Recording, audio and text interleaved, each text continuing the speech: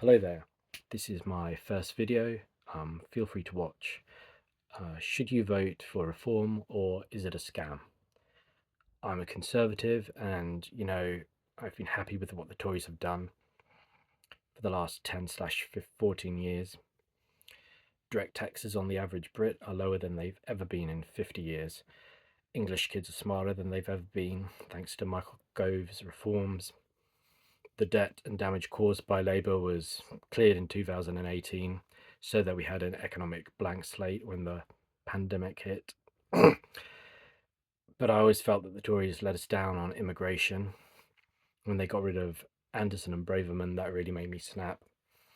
Sunak calling the election at the worst possible time just made me even more annoyed. Then I looked at reform and their manifesto sounded good, but it really felt like I was being told exactly what I wanted to hear, and that made me a bit suspicious, because in politics you have to compromise. And Farage and reform, Farage makes a lot of claims about immigration, and the immigration numbers seemed high these last 3 years, and that made me annoyed, obviously. The Tories said that they would lower it, and it seems like they didn't. But then I noticed that no one actually fact checks Nigel Farage. So I got curious and I looked up the ONS data and some of the reports. I know the majority of voters don't actually care about immigration, but I do. Immigration is very important to voters, and I think for the most of us it's because we've seen London and other places transform into something that's culturally not British. You've seen the native culture and people basically ejected. And this was Tony Blair and Labour. They knowingly did that. It was explicitly designed to replace British culture. It's immigration that's concentrated in specific areas, and it reproduces. And that's what we're seeing today. That's Labour's immigration. And I think that's what people are really angry about. But I think people with agendas are trying to trick us into thinking the Tories continued this sort of Labour immigration, and that's not what they did. And I feel we're blaming the Tories and punishing them for something that never actually happened, and actually creating the circumstances for Labour type immigration to once again begin. So when you look at what the Conservatives did, they couldn't stop EU free movement, which exploded under Labour. So I think I don't think they can actually deport someone with an EU passport, something like that.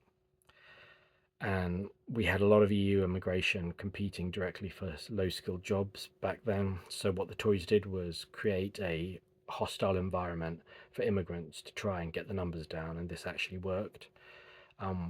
We keep being told that the Tories betrayed us and that on immigration and that they lied.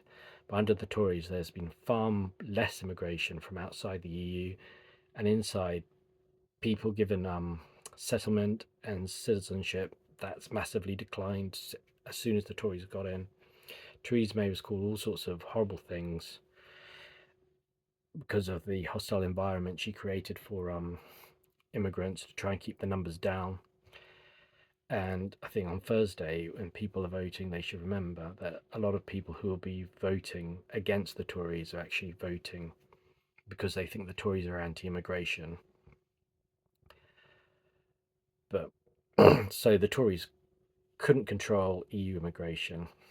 So while they failed to get immigration down to the tens of thousands, we do have to grasp that it would have been much higher had the Tories not been in government. And so we had Brexit, and that's now led to EU immigration in the net negative.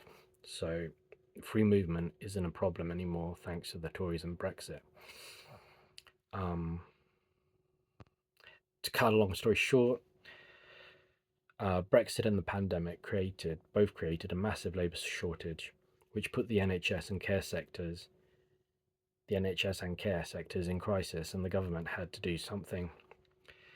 They could raise the salary of care workers, but no one wants to pay higher taxes, so they can't do that. So immigration is the only solution to get these extra care workers and nurses into the country ASAP, because if they don't get them in, people suffer. Now, a lot of this Tory immigration is very unique, and that's why we see immigration actually going down now, because it was opened up a couple of years ago, and they've got a fixed number of immigrants that they need coming into the country, and now it's going down. So all this healthcare immigration, it's dotted around the country, so you don't get any stress on services and so forth. I don't think people care about a couple of Filipino nurses in their town, etc. Even though the overall numbers are high, they're actually spread out. I think very few people would agree to lower immigration at the expense of damaging the NHS. You also have a huge number of international students who are often charged like double the fees. So they subsidise the other students and keep the university system afloat. It's a global industry, and it makes the UK a lot of money, creates a lot of jobs. International students flood their local towns with money, and most of them leave in 3 to 5 years. Anyway, I find most of this immigration is visa based, and even though we might have 600,000 net per year, much of that will actually go home as the years go on. In fact, that's what's happening now. The government did screw up with dependents. Towards like half of these numbers are actually dependents. I think they're mostly under 18 years old, but that was fixed by Braverman, so that's not going to happen again. So over 3 years, net migration may be towards 2 million, and that sounds horrific until you start to break it down. It includes Ukrainians, people from Hong Kong, it includes former Brits returning from the homeland to the homeland, so I think expats.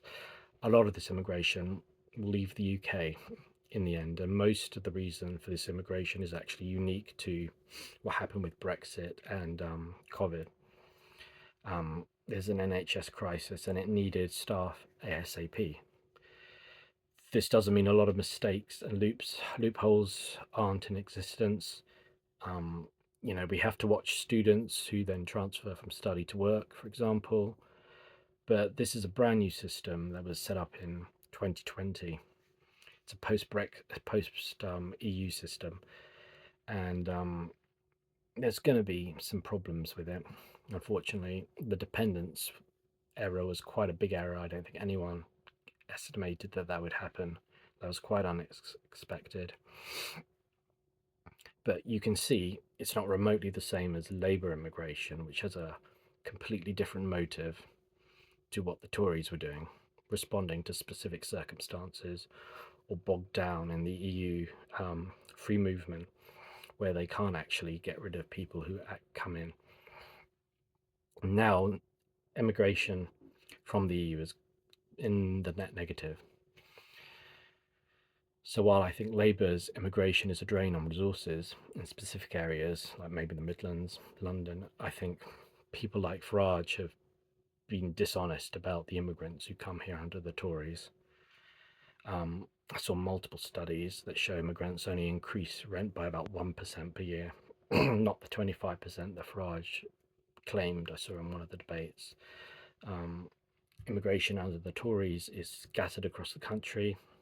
They're not really going to be draining resources or demographically replacing anyone. And a lot of them will cycle out and leave anyway, especially students.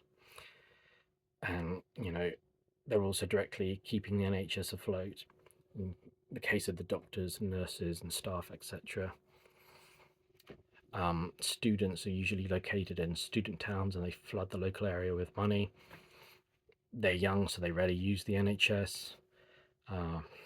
So basically, under the Tories, they were keeping immigration down as best as they could. But we've got a new system since 2020, and several unique crises occurred, and that required immigration to fix it.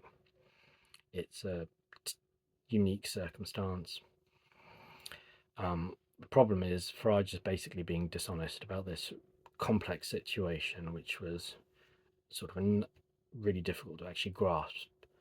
The Boris Johnson government did put in place a liberal immigration system, and that did need to be reined back a bit.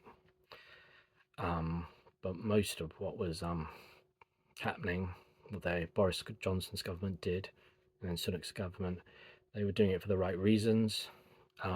This immigration is transitory. It's not designed to be sort of concentrated in the same area. It's spread out. I really think Farage has created the situation where a lot of people are angry, but they were misled about what really happened. And I think we've mistaken the effects of Tory immigration for what is actually the long-term effects of Labour's replacement immigration. And I think voting for reform is actually a mistake, and it's really voting for the very thing you want to protest. If you actually listen to me, then thank you. It'd be great if I got 3 views. That would be brilliant. Goodbye.